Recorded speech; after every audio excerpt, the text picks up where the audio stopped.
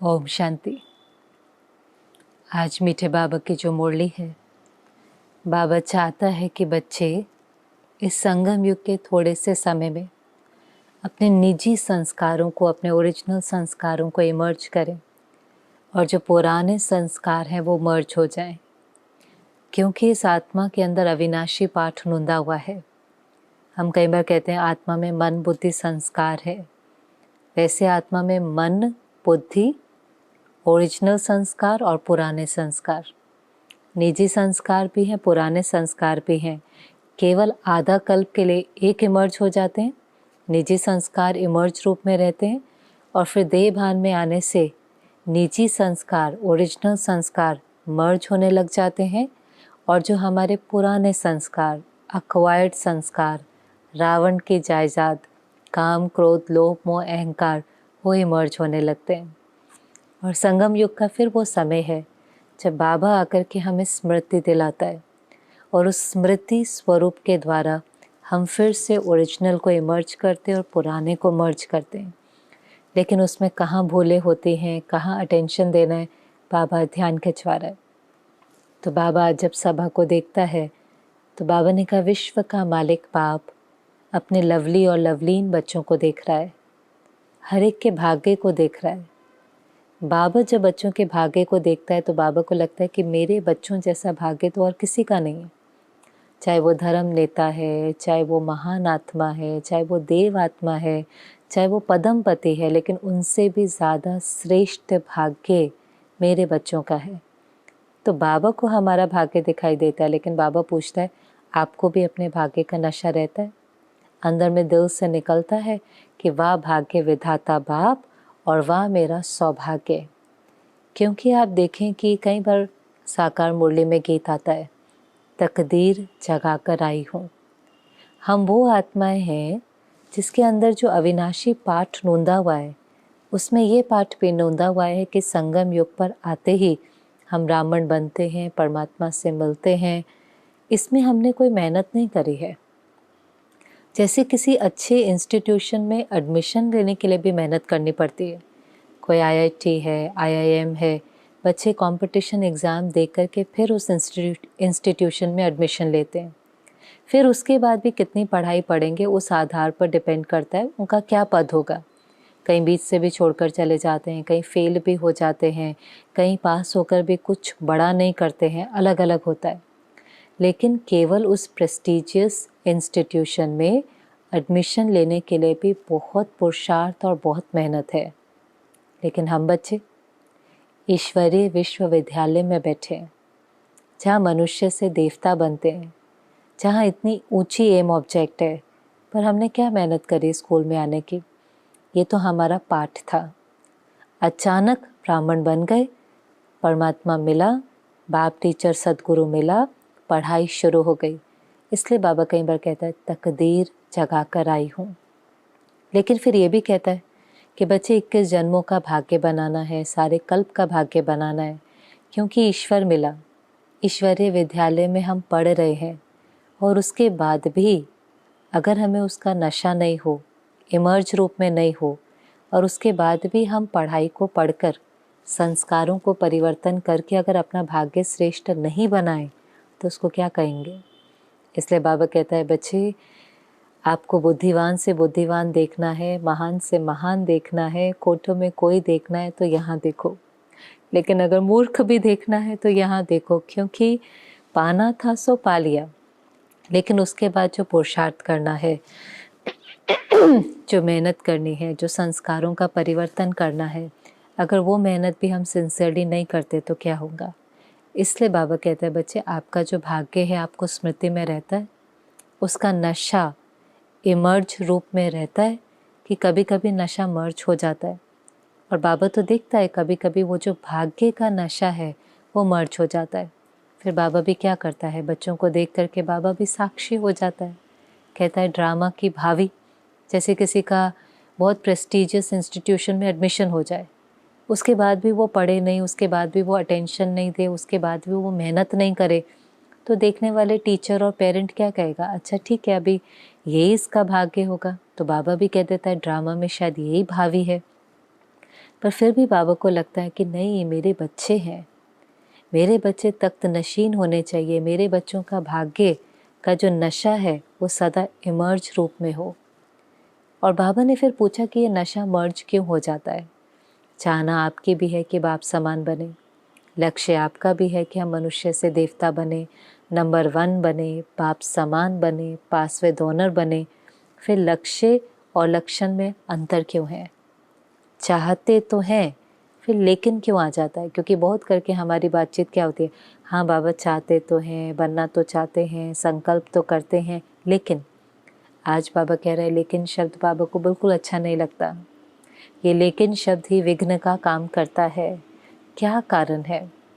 क्योंकि कारण पता चलेगा तो उसका निवारण भी निकलेगा। जब बाप मिला, इतना श्रेष्ठ भाग्य मिला, फिर वो नशा मर्ज क्यों हो जाता है, उसका कारण क्या है? और बाबा ने फिर उसका कारण बताया। बाबा ने कहा बच्चे ये रिवाइज्ड कोर्स चल रहा है। बाबा ने ये 97 की मुरली है। बाबा के सामने जो बैठे हैं, बाबा कहते हैं ये रिवाइज्ड कोर्स चल रहा है, क्योंकि सब कुछ बाबा ने बच्चों को ऑलरेडी बता दिया है। आज जो बाबा ने बात बताई कि क्यों नशा कम हो जाता है, बाबा ने कहा 3 बातें हैं। उन 3 बातों का समान बैलेंस चाहिए। उन 3 बातों का जब समान बैलेंस रहता है तो नशा रहता है, लेकिन जब बैलेंस नहीं रहता तो नशा कम हो जाता है, दिल शिकस्त हो जाते हैं, थकावट महसूस करते हैं। वो 3 बातें कौन सी हैं? संकल्प, सोचना, बोल, वर्णन करना, और तीसरा कर्म, माना उस चीज़ को प्रैक्टिकल धारणा के रूप में लाना। अब हम सबको पता है कि संकल्प में बाबा ने कहा मेजॉरिटी पास है। संकल्प करने का मतलब यहाँ पर है बाबा से वायदे करना, प्रतिज्ञा करना, बाबा हम करेंगे, बस अब हम क्रोध के ऊपर जीत प्राप्त कर लेंगे, अब हम सहन शक्ति को धारण करेंगे, अब हम बाप समान बनेंगे। जो बाबा कहता है बाबा को खुश कर देते हैं, बहुत उमंग उत्साह रखते हैं, खून से ब्लड से लिख करके भी देते हैं, प्रतिज्ञाएं करते हैं। तो श्रेष्ठ संकल्प, बहुत अच्छा सोचते हैं, बहुत श्रेष्ठ संकल्प करते हैं। फिर बोलना, फिर जो संकल्प करते हैं या जो भी बाबा ने हमें ज्ञान दिया है, गुण धारणाएं दी हैं, उसका वर्णन बहुत अच्छा करते हैं। बाबा ने कहा इतनी अच्छी क्लासेस कराते हैं कि चाहे ज्ञानी हो अज्ञानी हो सुन करके खुश हो जाते हैं, खूब तालियां बजाते हैं। बाबा भी देखता है, बाबा भी मुस्कुराता है। कितने झलक से फलक से हर टॉपिक के ऊपर क्लास कराते हैं।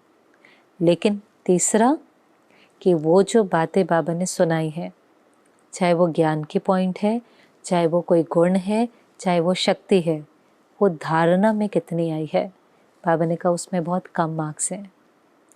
धारणा की भी क्लासेस कराते हैं, धारणा की भी पॉइंट्स एक दूसरे को सुनाते हैं हर रोज़ साकार मुरली में। और कुछ भी हम नहीं लिखें तो हर भाई बहने जो धारणा की पॉइंट होगा वो अपनी डायरी में ज़रूर नोट करेगा। तो धारणा की पॉइंट हमने नोट भी करी, धारणा की पॉइंट हमने शेयर भी करी, धारणा की पॉइंट पर हमने क्लास भी कराई, पर क्या धारणा की पॉइंट हमने धारण करी? और एक मुरली में बाबा ने कहा था जब तक पवित्रता नहीं आएंगी तब तक धारणा भी नहीं आएंगी। तो बाबा ने कहा संकल्प बहुत अच्छा है, बोल में 75% पास हैं, पर कमी कहाँ दिखाई देती है? धारणा। और वैसे आप देखें क्यों बाबा रिवाइज कोर्स कह रहा है, क्योंकि हमें सब कुछ पता है। अब ज़रूरी है कि उन चीज़ों को जो नॉलेज है उसको हम एक्सपीरियंस में कन्वर्ट करें। नॉलेज माना ज्ञान, उसके साथ एक्सपेरिमेंट करके अनुभव की अथॉरिटी बने।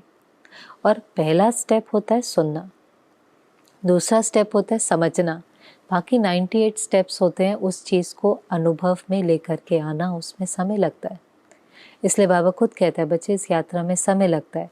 सुनने में कितने दिन लगते हैं? आप देखें कोई कोर्स करता है, 7 दिन के कोर्स में उसको सब कुछ समझ में आ जाता है। सुन लिया, सुन तो लिया ना, चलो फिर वो मुरली सुनना शुरू करता है तो 3 महीने में उसको मेजॉरिटी बातें भी समझ में आ जाती।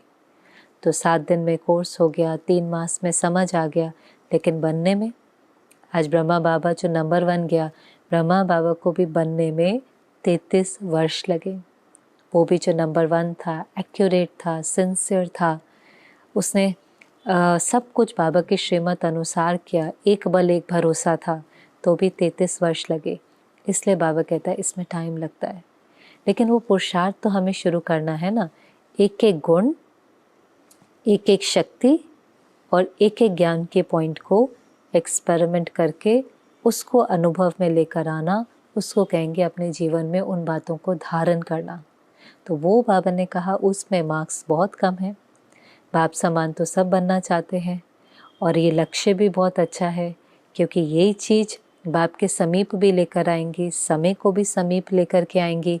लेकिन कारण क्या हो जाता है? अब धारणा में लाने के लिए भी कारण क्या हो जाता है?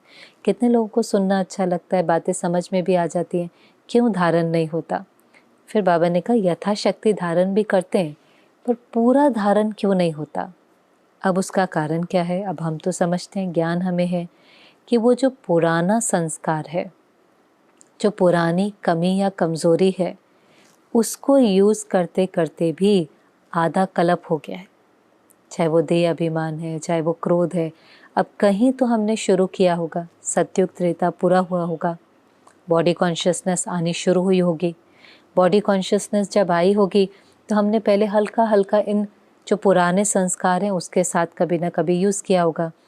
एक बार क्रोध किया होगा, लोभ के वश थोड़ा बहुत गड़बड़ की होगी, अहंकार के वश कुछ किया होगा, लेकिन आधा कलप करते करते आप खुद सोचो ना, ये कोई एक जन्म की हैबिट तो नहीं है।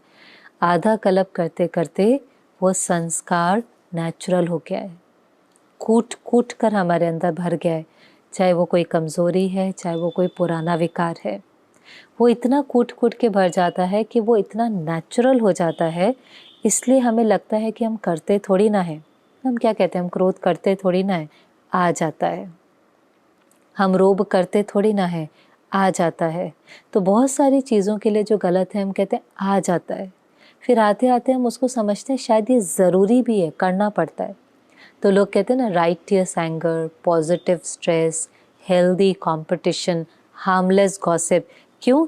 अब हमने इन चीज़ों को जो आत्मा की शक्ति को घटा रहे थे, जो पुराने संस्कार थे, अब हमें उनके ऊपर जीत प्राप्त करनी तो आती नहीं है। कई बार तो साइकोलॉजी भी कह देती है कि ये आपके जीन्स में है, डीएनए में है, जेनेटिक है, ये नहीं चेंज हो सकता, इनहेरेंट है, ये नहीं चेंज हो सकता। क्यों? क्योंकि एक जन्म का नहीं है, कितने जन्मों से वो कैरी फॉरवर्ड होता है। पर बाबा कहता है कि बाबा की याद से कोई भी संस्कार परिवर्तन हो सकता है। संस्कार बाबा ने कहा बनाया तो बनाना। कैसे संस्कार बनता है? वही चीज़ आप बार बार करते जाते हो तो वो संस्कार गहरा होता जाता है।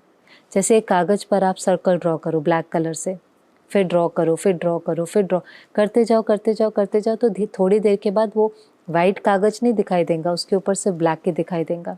पर वो हमने पेंट किया ना, भले आज हमें नीचे वाइट दिखाई नहीं देता, ऊपर ब्लैक ही दिखाई देता है, पर बनाया तो हमने ना। और फिर हम उन संस्कारों के इतने परवश हो जाते हैं कि फिर हम करना भी नहीं चाहते तो भी वो इमर्ज हो जाते हैं। फिर हम सामने वाले को कहते हैं सॉरी मेरा संस्कार है, आप बुरा नहीं मानना। माफ़ी भी मांगते हैं, पर उसको कहते हैं मेरा संस्कार है। यहाँ हमारे से भूल हो जाती है। जो बाबा ने अब हमें ज्ञान दिया कि बच्चे कम से कम उसको ये नहीं बोलो ये मेरा संस्कार है। अगर आपने बोला ये मेरा संस्कार है, मेरा बोलते ही अपनापन आता है, वो संस्कार बैठ जाता है और हम जैसे उसको एनर्जी देते हैं तो वो ग्रो होना शुरू हो जाता है। अगर वो संस्कार इमर्ज भी होता है तो अपने को स्मृति दिलाओ, ये मेरा नहीं है, ये पुराना संस्कार है, मैं इसके वश हो गई, परवश हो गई, अधीन हो गई, ये मेरी कमज़ोरी है, मुझे इसके ऊपर जीत प्राप्त करनी है। अब कैसे जीत प्राप्त करेंगे? बाबा ने जैसे एक उदाहरण दिया कि आपका निजी संस्कार क्रोध है कि निजी संस्कार शांति और सहन शक्ति है। अब पहले तो हमें लगता था निजी संस्कार क्रोध है, कब आ जाता है पता ही नहीं चलता। फिर हमें ये भी लगा कि कभी कभी करना पड़ता है, डिसिप्लिन के लिए करना पड़ता है, काम कराने के लिए करना पड़ता है, और हमने कभी एक बार उसको यूज़ किया होगा। फिर हमने देखा कि क्रोध किया तो काम हो गया, क्योंकि सामने वाले में फियर क्रिएट होता है, हमने उसको कंट्रोल किया, रोब किया, अथॉरिटी कंट्रोल से चलाया। अब मन में क्या बैठ जाता है? गुस्सा करो तो काम हो जाता है, इन्फॉर्मेशन बैठ जाती है ना, क्योंकि हमने अनुभव किया तो वो अनुभव फिर ट्रिगर करता है, काम कराना है फिर करो। हमने ये रियलाइज़ नहीं किया कि काम तो होता गया, लेकिन हम उस क्रोध की अग्नि में जलते गए। जलते जलते हमारी मन की शांति चली गई, हमारी मन की शांति भी चली गई, हमारे रिश्ते भी खराब हो गए। जिनके ऊपर हम गुस्सा करते गए वो हमारे से दूर हो गए, फिर वो क्रोध का संस्कार बन गया। फिर जिन पर गुस्सा नहीं करना था हम उन पर भी करने लगे, क्योंकि एक बार पत्थर मारने का संस्कार पड़ जाए फिर उस संस्कार को ये थोड़ी ना पता चलता है कि अब मैं ऑफिस से घर आ गया हूँ, अब मैं स्कूल से घर आ गया हूँ। फिर वो जो पत्थर था वो हमने अपने प्यारे प्यारे परिवार पर भी डालने शुरू कर दिए। फिर हमारे घर में भी झगड़े बढ़ गए, रिश्तों में दूरी आने लगी, हमारा उसके तन पर प्रभाव पड़ने लगा। क्रोध करेंगे, नेगेटिव एनर्जी क्रिएट करेंगे, बीपी, डायबिटीज़, ये सब लाइफस्टाइल डिजीज़ेस हैं। तो करते करते उसका शरीर पर भी प्रभाव पड़ा, वायुमंडल भी खराब होने लगा। तो जो चीज़ हमें सही लग रही थी उसका इतना डैमेज और इतना नुकसान होने लगा। फिर हमने रियलाइज़ किया कि नहीं, ये मुझे नहीं करना। ज्ञान मिला, बाप ने कहा ये आपका निजी संस्कार है ही नहीं। अगर ये आपका निजी संस्कार होता तो ये आपको सुख देता, आपको शांति देता, आपकी सोल पावर बढ़ाता। अगर ये निजी संस्कार होता तो हम क्रोध करना सीखते। अब हमेशा जो टॉक्स होते हैं वो ये तो नहीं होते ना how to get angry, overcoming anger होता है, how to be peaceful. Peace of mind के कॉन्फ्रेंसेस होते हैं, सेमिनार्स और टॉक्स होते हैं, हाउ टू गेट एंग्री के तो नहीं होते हैं। अगर एंगर अच्छा होता, अगर एंगर का कोई पर्पस होता, अगर उससे कुछ भी बेनिफिट होता तो उस पर भी किताबें लिखी जानी चाहिए थी, उसके भी टॉक शोज़ और सेमिनार्स होने चाहिए थे, पर ऐसा नहीं है। डीप डाउन हमको पता है कि वो नुकसान करता है और ही हम गुस्सा करने के बाद इतने थक जाते हैं, ड्रेन्ड आउट फील करते हैं और हम कहते हैं अभी मुझे 10 मिनट शांति में बैठने दो। अब क्योंकि आत्मा का वास्तविक गुण शांति है, जैसे पानी है उसका ओरिजिनल जो गुण है वो तो शीतलता है, तो आप कितना भी उसको गर्म कर लो फिर आप उसको नॉर्मल टेम्परेचर पर छोड़ देंगे तो वो वापस नॉर्मल हो जाएगा, वो वापस शीतलता देना शुरू कर देगा। क्योंकि हम उसको ऊपर नीचे कर सकते हैं, फ्रीजिंग पॉइंट पर लेकर जा सकते हैं, बॉइलिंग पॉइंट पर लेकर जा सकते हैं, पर वो उसकी ओरिजिनल नेचर नहीं है। ऐसे हम गुस्सा कर सकते हैं, नफ़रत कर सकते हैं, किसी को गिरा सकते हैं, किसी को कंट्रोल कर सकते हैं, पर वो हमारी ओरिजिनल नेचर नहीं। और जो हमारी ओरिजिनल नेचर नहीं है वो हमें कभी भी कंफर्टेबल फील नहीं कराएंगे। तो फिर हमें एक नया संस्कार इमर्ज करना पड़ेगा जो हमारा निजी संस्कार है।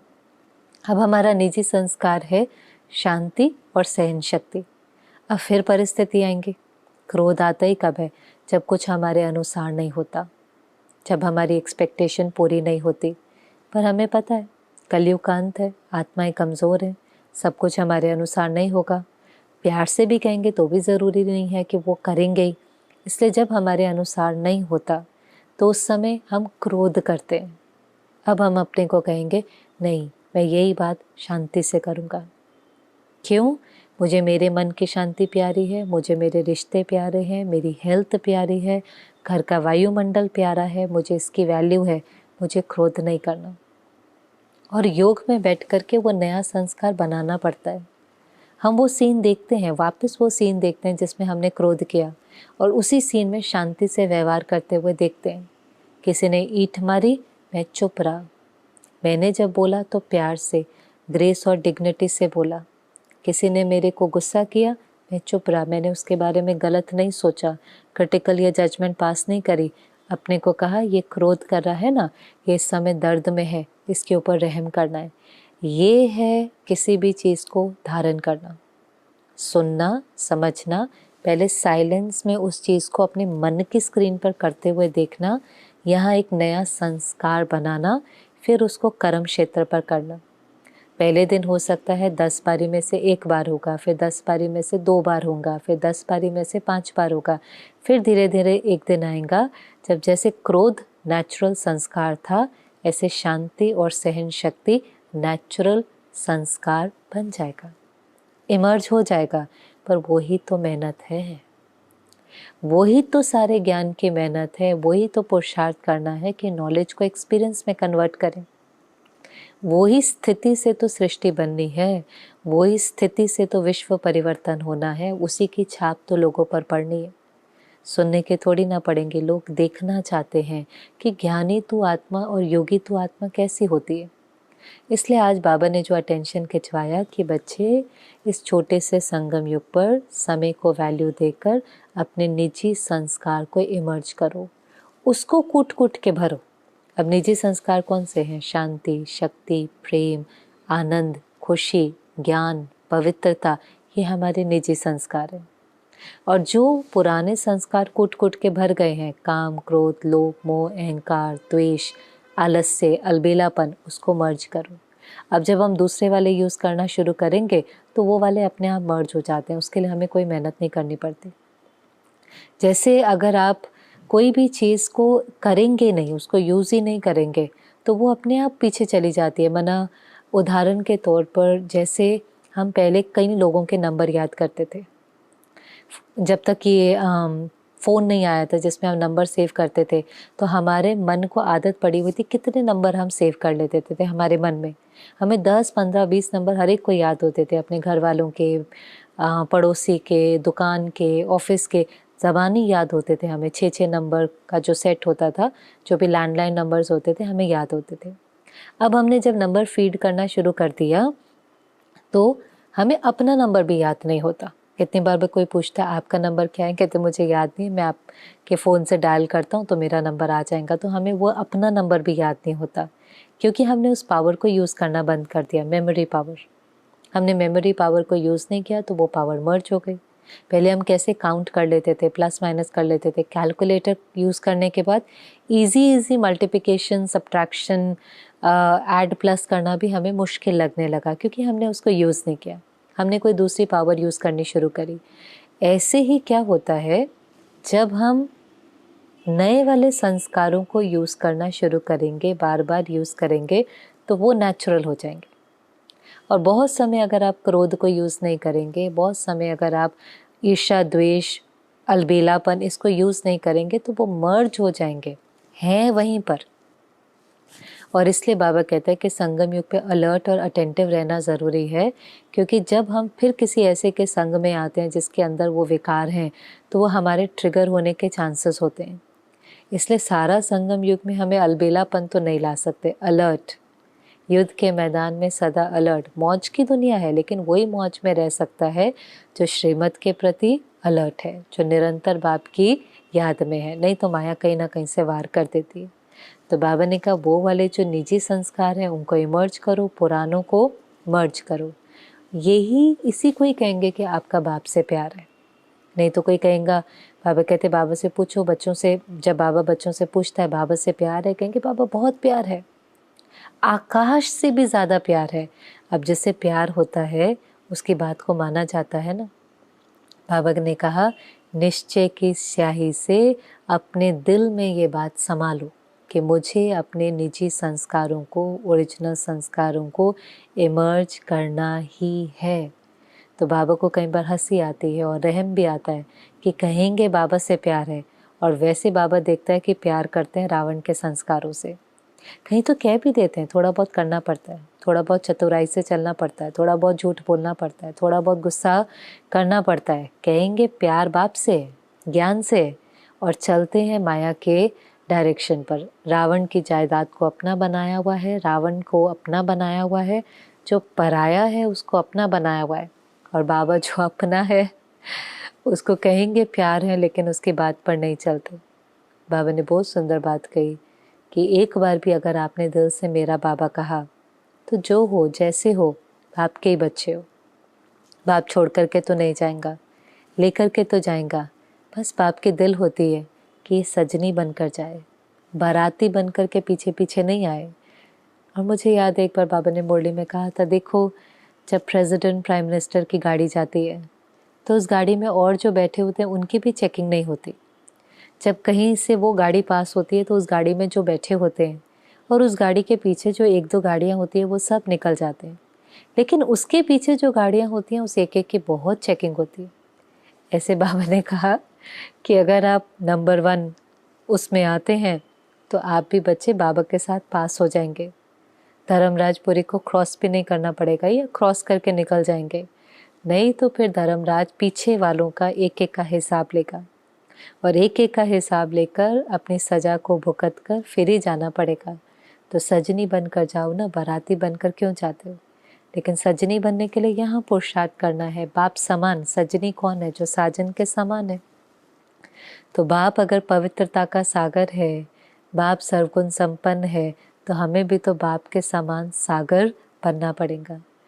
तो बाबा ने कहा बाबा जब बच्चों का चार्ट देखता है तो पवित्रता में तो सब पास है, जबकि वो पहला बाबा कहता है काम महाशत्रु है, सबसे पहला विकार काम विकार है, उसके ऊपर 75% से भी ज़्यादा बच्चों ने जीत पा ली है। चाहे सहन करना पड़ा, ऑपोजिशन का सामना करना पड़ा, तो भी उसमें पास है। और मैं समझती हूँ शायद इसलिए क्योंकि हम 6 दिन साकार मुरली पढ़ते हैं और साकार मुरली में ये बात बहुत बार आती है, बच्चे काम विकार पर जीत प्राप्त करो, काम महाशत्रु है, गृहस्थी में रहते हुए भी कमल फूल समान बनो, पवित्रता ही सुख शांति की जननी है, पवित्रता के बिना बाप की याद नहीं आएंगी, पवित्रता के बिना धारणा नहीं होंगी, देवताएं संपूर्ण निर्विकारी, बहुत सारी बातें हम पवित्रता पर सुनते हैं। इसलिए वो स्मृति हमें पक्की हो जाती है और वो धीरे धीरे धारणा में भी आ जाती है, क्योंकि बाबा उस पर बहुत अटेंशन खिंचवाते हैं। लेकिन बाबा ने कहा बच्चे दूसरे नंबर का विकार भी कम नहीं है, क्रोध भी महाशत्रु है, और ही वो बाप का नाम ज़्यादा खराब करता है, क्योंकि दिखाई देता है ना। अभी काम विकार में कोई कितना गया नहीं गया दुनिया को तो नहीं पता चलता, लेकिन यहाँ तो बाबा ने कहा बच्चे क्रोध को शस्त्र के रूप में यूज़ करते हैं, क्योंकि काम हो जाता है ना। क्यों लोग क्रोध को, रोब को, अथॉरिटी को शस्त्र के रूप में, वेपन के रूप में यूज़ हो जाते हैं? क्योंकि आजकल सबके लिए प्रायोरिटी है काम करना, उसके बाद रिश्तों का क्या है वो सब सेकेंडरी, मन की शांति भी सेकेंडरी, काम होना चाहिए। क्यों हम ह्यूमन बीइंग से ह्यूमन डूइंग बन गए हैं? हमें लगता है हम कुछ करेंगे तो हमारी वैल्यू है, कुछ करेंगे तो रिस्पेक्ट है, कुछ करेंगे तो उसके बाद हमें वहाँ से कोई प्राप्ति होगी, तो करना करना करना, कैसे करना वो भी नहीं, बस करना।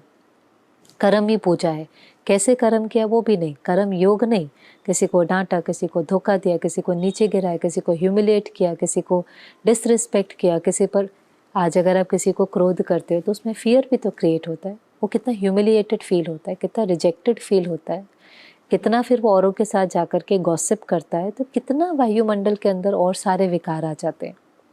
एक क्रोध करने से भय आएगा, एक क्रोध करने से उस व्यक्ति को डिसरिस्पेक्टेड, अपमानित महसूस होगा, फिर वो निंदा करेगा, किसी के साथ जाकर हमारा पर चिंतन करेगा, तो कितना कितना हमारा जो ऑफिस है, घर का वायुमंडल खराब होता है। पर क्योंकि काम हो जाता है तो लगता है शस्त्र है। पर बाबा ने कहा बाबा की कितनी ग्लानि होती है, देखने वाले तो यही कहेंगे ना, ये ज्ञानी तो योगी आत्मा है। और हम सबको कहते ही हैं, लोग कहते हैं अच्छा आप ओम शांति में जाकर ये सीखते हो, शांति शांति की बातें तो करते हो, पर छोटी छोटी बातों में क्रोध भी कर बैठते हो। तो इसलिए बाबा ने कहा इसके ऊपर जीत प्राप्त करो। और फिर बाबा ने बहुत सुंदर क्रोध के 3 रूप बताए। पहला तो महान रूप, जो हम कर देते हैं, जो सबको दिखाई देता है, हम खुद भी अग्नि में जलते हैं, दूसरों को भी अग्नि में जलाते हैं। गरम कोयला हम उठाकर किसी पर फेंकेंगे, हमारा हाथ भी जलता है, वो भी जलते हैं, दोनों का नुकसान। क्रोध में बाबा ने कहा आग बबूला हो जाता है, काला पीला हो जाता है। सेकंड नंबर, ध्यान से सुनना, सेकंड नंबर बाबा ने कहा वो लाल पीला नहीं होता, काला हो जाता है। वो बाहर देखने में नहीं आता, लेकिन अंदर ही अंदर अग्नि में जलता रहता है। सेकंड नंबर कौन सा है? ईर्ष्या, द्वेष, घृणा, जेलसी, हेट्रेड, रिवेंज। अब ये जो है ये अंदर ही अंदर होता है। इसका मुख्य कारण होता है अपने पार्ट की किसी दूसरे के पार्ट से तुलना करना, कंपटीशन करना, कंपैरिजन करना। जबकि बाबा ने कह दिया बच्चे हर आत्मा का पार्ट अपना अपना है। ईर्ष्या तभी होती है जब हम किसी को देखते हैं, तुलना करते हैं, तो ईर्ष्या होती है। और ईर्ष्या ऐसी है कि बाबा ने कहा अंदर से काला कर देती है, आप उस अग्नि में जलते रहते हो। क्रोध भी अगर आप करते हो, समझो किसी ने आपके ऊपर क्रोध किया, आप हर्ट हो गए, आपने उसकी हीलिंग नहीं करी भगवान के प्यार से, या अपने को समझा करके हीलिंग नहीं करी, तो धीरे धीरे जब हमारे पर कोई क्रोध करता है तो सबसे पहले हम उदास हो जाते हैं, फिर हमारी उदासी गुस्से में बदल जाती, फिर हमारी उदासी गुस्से में, और गुस्से से उस व्यक्ति के प्रति नफरत होती है, और फिर हम उससे रिवेंज लेना चाहते हैं। और रिवेंज मोटे रूप का नहीं होता, घर में भी हो सकता है। आज एक माँ अपने बच्चे से बात ही नहीं करती, बच्चा उसके पीछे पीछे जाता है, माँ बात ही नहीं करती, तो माँ क्या कर रही है, बच्चे की किसी बात से उसको गुस्सा आया, फिर धीरे धीरे वो रिवेंज लेती है, अच्छा मैं अब पूरा दिन आपसे बात नहीं करूँगी। ऐसे छोटा छोटा हम रिवेंज एक दूसरे से लेते रहते हैं, सेंटर पर कोई एक दूसरे से नाराज़ हो जाता है, कहता है अच्छा मैं सेवा में आपको सहयोग नहीं दूंगा। कोई दूसरा कहता है अच्छा मुझे आपकी ज़रूरत ही नहीं है, उसको उस सेवा से निकाल देता है, प्रिविलेजेस ही उसकी छीन लेता है, विड्रॉ। तो ये बहुत गड़बड़ होती है। इसलिए बाबा कहते हैं बच्चे ये तो बिल्कुल अंदर से काला कर देता है, दूसरों के दिल में जो आपके प्रति प्यार है वो ख़त्म कर देता है। तो ईर्ष्या, द्वेष, नफरत, इससे अपने को बचा कर रखना है। और तीसरा बहुत महीन रूप क्रोध का, जो बाबा ने कहा ये भी वास्तव में है क्रोध का अंश, लेकिन कई बार समझते नहीं हैं। वो है जो पोजीशन पर होते हैं, कई बार अथॉरिटी को, लॉ को अपने हाथ में उठा लेते हैं। बाबा ने कहा बाबा ने किसी को भी लॉ उठाने की परमिशन नहीं दी है। निमित्त आत्माएं भी सिर्फ लॉ को याद दिला सकती हैं। अब लॉ क्या है? ईश्वरीय लॉ की बात चल रही है।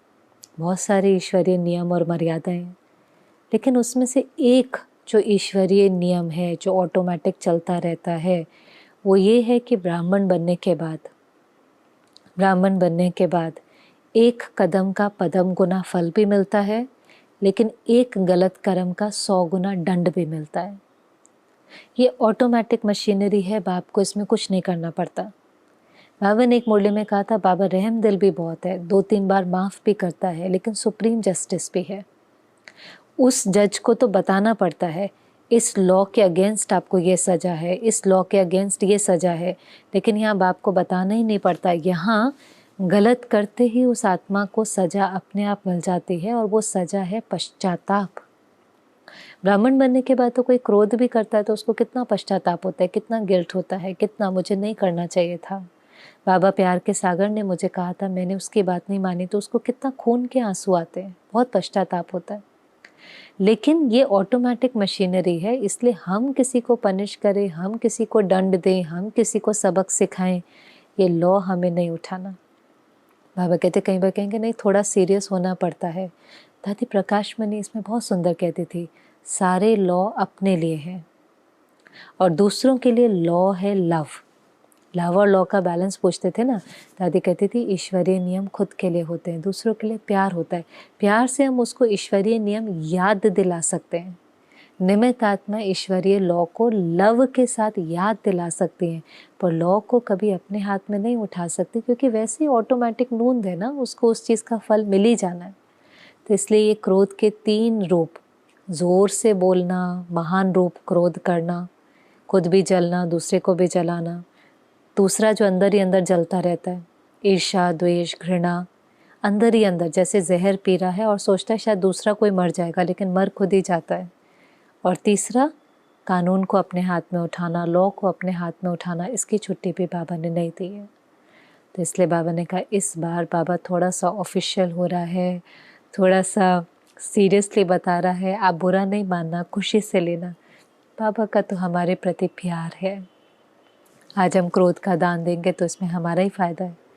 तो बाबा ने कहा बच्चे अगले सीज़न से पहले निजी संस्कारों को इमर्ज करना, कोई बहाना नहीं देना, क्रोध की ताली नहीं बजाना। ये नहीं फिर बाप को एक्सक्यूज़ नहीं देना कि बाबा बात इतनी बड़ी थी। बाबा ने कहा बात तो 5000 वर्ष के बाद फिर आएगी, बात आएगी और चली जाएंगी। आपको तो स्थिति बना के रखनी है ना। हमें ना किसी कोई चीज़ चाहिए ब्लेम करने के लिए। या तो हम परिस्थिति को ब्लेम करते हैं या व्यक्ति को ब्लेम करते हैं, कोई नहीं मिलता तो भगवान को ब्लेम कर देते हैं।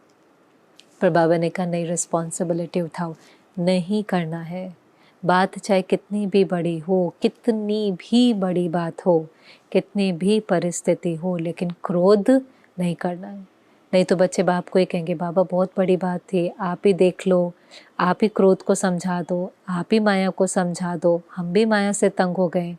बाबा ने कहा राज्य आप करो और मेहनत मैं करूं। राज्य आपको करना है तो मेहनत भी तो आपको ही करनी पड़ेंगे ना। तो मेहनत करनी है, बाबा की मोहब्बत में रह करके मेहनत करनी है कि बाबा ने कहा है क्रोध नहीं करना। सहन शक्ति बाबा की श्रीमत है, सहन करने वाला सहनशाह बनेगा। तो मुझे सहन शक्ति और शांति के संस्कार को इमर्ज करना है बाबा के लिए, क्योंकि मुझे बाबा से बहुत मिला है, इसलिए मैं ये त्याग कर सकता हूँ ना। मैं विकारों का त्याग करने के लिए रेडी हूँ, क्योंकि बाबा ने कहा बाबा क्रोध छोड़ने के लिए क्यों कह रहा है, क्योंकि इसके साथ साथ लोभ और अहंकार खुद खत्म हो जाएगा। अब ये भी बहुत सुंदर बात है। ज़्यादा क्रोध उनको आता है जो एक अथॉरिटी के पोजीशन पर होते हैं।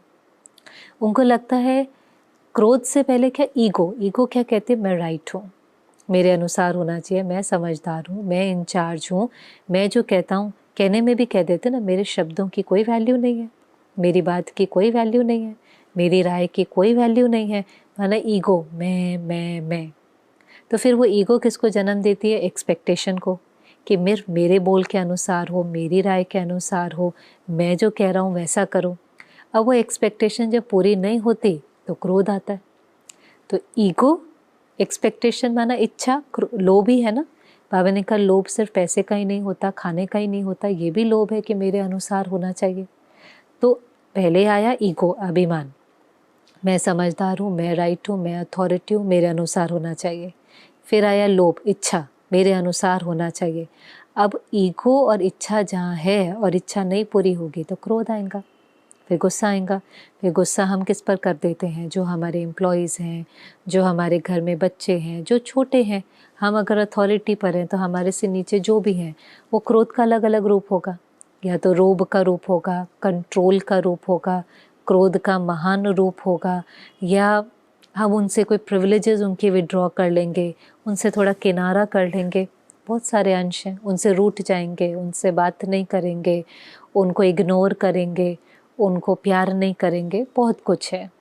तो इसलिए बाबा आज क्रोध पर अटेंशन दिला रहा है कि क्रोध खत्म होगा तो अभिमान और लोभ भी अपने आप खत्म हो जाएगा। और लास्ट चीज़ जो बहुत इम्पोर्टेंट थी, जिस पर बाबा ने अटेंशन खिंचवाया, बाबा ने कहा बाबा एक और शिक्षा दे रहा है। कई बच्चे महारथियों को देखकर कहते हैं इनमें भी तो अभी ये बात है, ये भी तो क्रोध करते हैं, ये कौन से बने हैं। बाबा ने कहा महारथियों की कमी कमज़ोरियाँ देखना छोड़ दो, किसी भी की भी कमी कमज़ोरी को देखने की आँख बंद करो।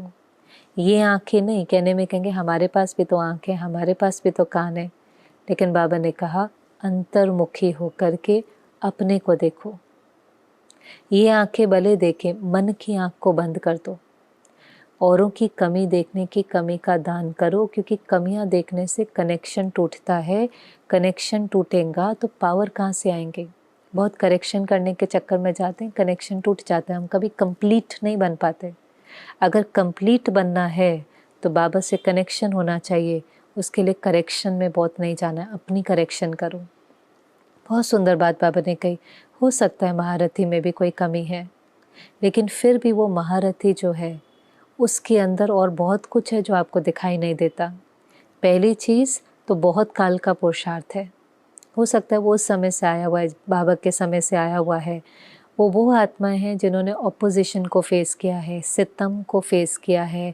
जिस समय समाज में संस्था के प्रति बहुत रिस्पेक्ट नहीं थी, निंदा को फेस किया है, रिजेक्शन को फेस किया है। बहुत काल का पुरुषार्थ है। वो बहुत काल से बाबा के सहयोगी हैं। तपस्या बहुत काल की हुई है, और उससे भी ज़्यादा उनका निश्चय अटूट है। अटूट निश्चय है। वो कितना लंबा लंबा समय यज्ञ के साथ जुड़े हुए रहे। हो सकता है एक आध कमी हो, लेकिन बाबा ने कहा बाबा की एक्स्ट्रा दुआएं, एक्स्ट्रा मार्क्स उनको पास विद ऑनर बना देंगे और आप रह जाएंगे। अगर रेस करनी भी है तो अच्छाई की करो, कमज़ोरियों की रेस नहीं करो। अपनी आँख कमज़ोरी के लिए बंद कर दो, और ये बहुत ज़रूरी बात है। वैसे तो हम में से किसी को भी कभी भी महारथी माना हमारे जो बड़े हैं, सीनियर्स हैं, दादियाँ हैं, जो भाई हैं, बाबा ने उनको निमित्त बनाया।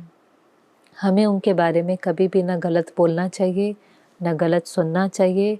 और कभी कभी हम ऐसे सिचुएशन में आ जाते हैं जब कहते हैं ना बड़े ही बात कर रहे थे, हम तो केवल बैठे थे, तो बाबा कहते भले ये कान और आंखें सुने, मन की आंख और कान ना सुने। मन में नहीं बिठाओ, वृत्ति में नहीं बिठाओ, दृष्टि में नहीं बिठाओ। सब बन रहे हैं, सबकी इंटेंशन है अपने को परिवर्तन करने की। बाप सबको बना रहा है, सब बन जाएंगे। हमें सबकी कमी कमज़ोरियों को अंदर इकट्ठा करने की, और अपनी कमी कमज़ोरियों को उस बात से जस्टिफाई करने में सिर्फ हमारा ही नुकसान है। हमारी ही जो प्रोग्रेस है वो स्लो हो जाएंगे। तो फिर बाबा ने कहा बाबा को ये बातें सुना रहा है, अंडरलाइन करा रहा है, ऑफिशियल हो रहा है, लेकिन बच्चे इसमें आपका कल्याण है। तो अगले सीज़न से पहले जो निजी संस्कार हैं, शांति, शक्ति, प्रेम, आनंद, खुशी, ज्ञान, पवित्रता, उसको इमर्ज करो। जो पुराने संस्कार हैं, काम, क्रोध, लोभ, मोह, अहंकार, ईर्ष्या, द्वेष, आलस्य, अलबेलापन आदि आदि, उसको मर्ज करो। और इसमें ही ज़्यादा मेहनत है, वरना संकल्प, बोल और धारणा को समान बनाएंगे तो जो भाग्य का नशा है वो इमर्ज रूप में रहेगा और उसी भाग्य को देखकर बाप की प्रत्यक्षता होगी। तो बहुत पावरफुल मुरली थी, बहुत अच्छी अच्छी बातें थी। आपको जो बात अच्छी लगी हो ज़रूर कमेंट सेक्शन में नीचे लिखना, तो वो स्मृति हमारी और पक्की हो जाएंगे। ओम शांति।